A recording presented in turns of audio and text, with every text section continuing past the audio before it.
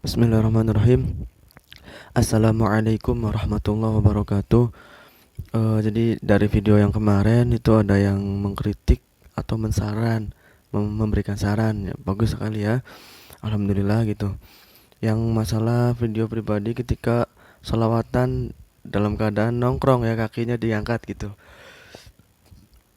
Ya nanti dijelasin lah di belakang di akhir nanti pribadi jelasin apa bahasanya motifnya apa ya motifnya ideologisnya dan tujuan akhirnya itu apa sebenarnya. Iya motif lah, bukan motif batik ya, alasan. Jadi intinya gini, di dalam Quran itu kan digambarkan orang yang berzikir ingat kepada Allah itu dalam keadaan apapun, qiyaman wa qu'udan, pokoknya dalam keadaan berdiri, dalam keadaan duduk, dalam keadaan berbaring, dalam keadaan apapun diperintahkan ingat kepada Allah. Kalau kita tarik dari segi kitab juga banyak, jadi mengingat Allah tuh di segala ruang dan waktu itu ingat Allah, bagus, boleh. Nah, cuman ada aturan-aturannya. Ini, ketika lagi duduk, ingat Allahnya seperti apa. Ketika lagi berdiri, ingat Allahnya seperti apa.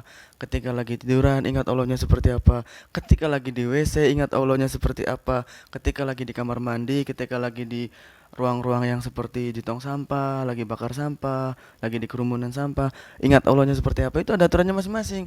Ada yang harus dalam hati, ada yang harus pelan-pelan, ada yang harus dijaharkan, dikeraskan, ada yang nggak boleh lidahnya digerakkan, jadi nggak boleh dilafatkan, hanya di hati aja. Nggak boleh kalau dilafatkan zikirnya itu jadi haram, malah dosa. Nggak boleh dilafatkan, contohnya di WC. Ingat Allah terserah bebas di mana-mana. Dalam keadaan apapun, mau naik motor, mau lagi nongkrong, nah lagi WC jelas nongkrong. Nah itu secara global arti apa aturan dari zikir. Sama halnya dengan sholawat. Secara umum memang ada yang bilang ketika kita sholawat itu Rasul pasti hadir. Nah nanti ketika di prakteknya, ketika di lapangannya itu gimana kondisi orangnya.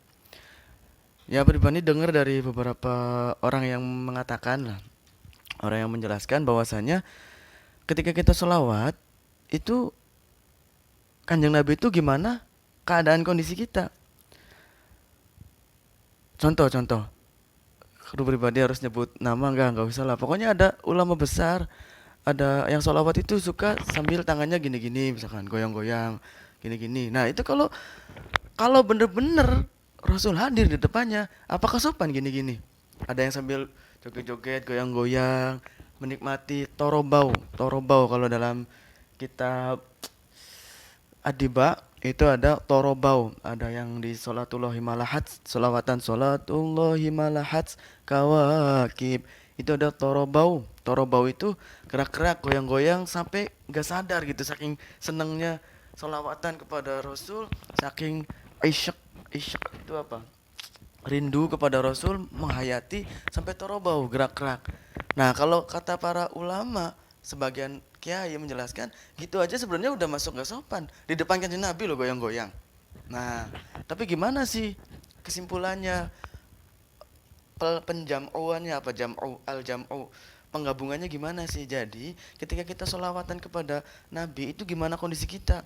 Gimana kitanya mau menghadirkan Rasul di depan kita apa mau ya menganggapnya Rasul tuh bukan berarti menganggap jauh tapi keadaan kita tuh pokoknya udah Rasul jauh ada yakin datang tapi nggak usah membayangkan di depan. Kalau membayangkan di depan nggak akan bisa gerak sedikit pun. Nah nanti kalau kalian pernah ngerasain silakan aja cobain dalam kesendirian di kamar solawatan kita kepada Nabi dan benar-benar membayangkan Rasul di depan kita. Bisa apa coba? Jangankan untuk berbicara, untuk bersuara, untuk bergerak, untuk mengangkat kepala juga nggak akan bisa karena membayangkan Rasul di depan. Nah kalau gitu terus nggak akan ada solawat-solawat yang di panggung sebagai siar mengajarkan solawat, nggak akan ada. Jadi solawat yang kita membayangkan Rasul di depan kita itu ya ketika di sendirian kesendirian kita aja. Kita membayangkan Rasul di depan kita berdiri atau duduk di sebelah kita. Kalau kata teman pribadi pernah ada yang bilang tuh membayangkan Rasul tuh mengusap-ngusap rambut kita saking senangnya kita solawatan itu dari dalil-dalil ya lalu diterjemahkan diekspresikan cinta dan kasih kerinduan jadi Rasul tuh seolah-olah membelai rambut kita nggak akan bisa ngapa-ngapain kalau ngebayangin gitu mah Nah makanya ya itu dikiaskan seperti yang zikir itu di mana aja silakan. Masa kita ketika di WC zikir kepada Allah terus membayangkan Allah di situ, Allah di depan kita, kan gak sopan juga. Makanya ketika kita sholawatan juga Kanjeng Nabi itu tergantung kondisi kita, pikiran kita, hati kita.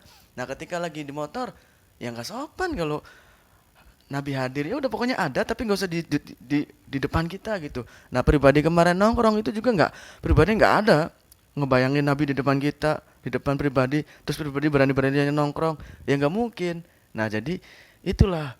Nah seperti dalam nahwu ya, kalau dalam nahwu itu kan ada huruf nida, nida. Ada huruf nida itu huruf-huruf yang untuk memanggil, ya, a. Nah itu kan banyak tuh, ayah. Jadi ada huruf-huruf nida, huruf-huruf untuk memanggil. Nah di sana di dalam nahwu itu dijelaskan huruf-huruf nida itu masing-masing.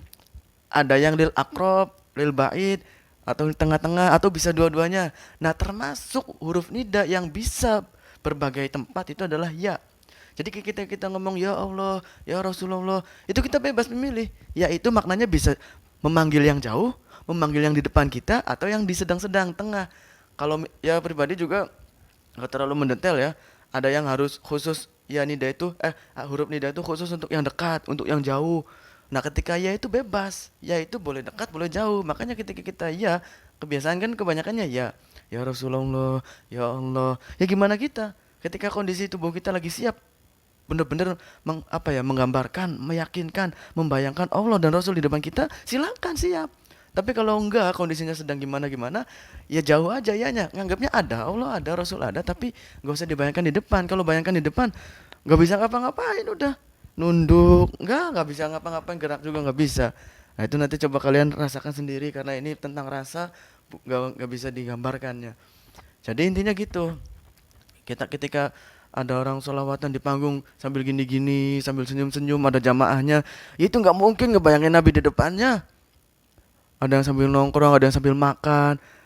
Mohon maaf, bahkan ada yang sambil ngerokok. Itu udah biasa kalau pribadi lihat sholawatan sambil ngerokok. Ya nikmat mungkin ya. Nah itu jadi ya nggak mungkin ketika lagi gitu terus ngebayangkan Nabi di depan, nggak mungkin, nggak sopan juga. Makanya jangan bilang itu nggak sopan sholawatanku sambil ngerokok, itu nggak sopan sholawatanku sambil makan.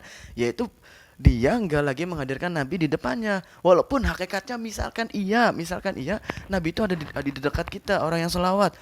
Tapi kita itu hati kita bisa bisa memilih gitu keadaannya. Nah itu juga dikiaskan dari segi yang zikir itu. Nah makanya itulah yang pribadi dapat dari guru-guru ya. Yang nggak terima ya silakan, yang kontra silakan, nggak apa-apa. Yang pribadi dapat dari guru-guru gitu. Jadi ketika di panggung ada yang gini-gini, ada ya kan ulama terkenal yang kalau selawatan di panggung gini-gini, kerak-kerak atau sambil ngapain ya itu bukan berarti nggak sopan. Kalau diambil secara umum ya bisa aja kita nggak sopan, tapi kan ada celah nih, ada ilmu yang menjadikan kita untuk husnudzon. Apa salahnya kita terima? Mungkin di kesendirian malamnya di kamarnya, bener-bener taklim dan nggak gerak apa-apa, bener-bener nggak bisa berkutik di depan Nabi dan bener-bener bisa membayangkan Nabi di depan. Tapi ketika lagi di umum lagi siar, ya udah Nabi ada yakin Nabi datang, tapi gak usah digambarkan di depan. Ya udah bebas aja gitu. Nah makanya ya gitulah intinya. Nggak bisa dipanjang lebarin lah. Nah sebenarnya kemarin solawatan seperti itu ya tujuannya untuk ini, gitu aja motifnya ya. Motifnya solawatan dalam keadaan nongkrong sebenarnya untuk ini. Itu hanya bagian dari eh, drama, bagian dari drama. Tujuannya goalnya ini ya harus ada ini dulu, harus ada apa dulu, harus ada sebelumnya dulu. Ya terserah lah, pokoknya terserah lah. Terserah, yang terima kasih yang penting yang udah mengkritik. Mohon maaf atas segala kesalahan atau kekeliruan atau salah ngomong atau cerita-cerita fiksi, kebohongan, ya mohon maaf lah pokoknya lah. Allahu a'lam bishawab. Ambil aja hikmahnya ya. Pasti ada hikmahnya lah. Assalamualaikum warahmatullahi wabarakatuh.